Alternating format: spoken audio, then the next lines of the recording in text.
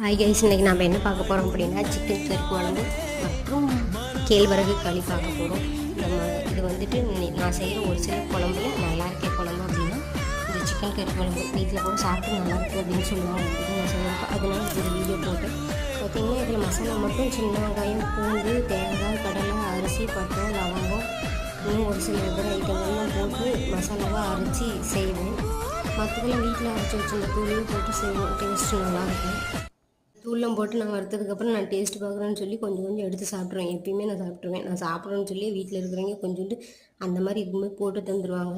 Taste சூப்பராக இருக்கும். இதுவே நான் ஒரு சில டைம் இது மட்டுமே சாப்பிடுவேன். நல்லாயிருக்கும். டேஸ்ட்டு பார்த்தா சூப்பராக இருந்துச்சு. சரி ஓகேன்னு சொல்லிட்டு மசாலா அரைச்சி ஊற்றி முட்டை தனியாக போட்டு வைக்க மாட்டேன். நான் எப்பயுமே கறி குழம்பு வச்சோம் அப்படின்னா அதுலேயே முட்டையை வாஷ் பண்ணிட்டு போட்டு வேவிச்சிருவேன்.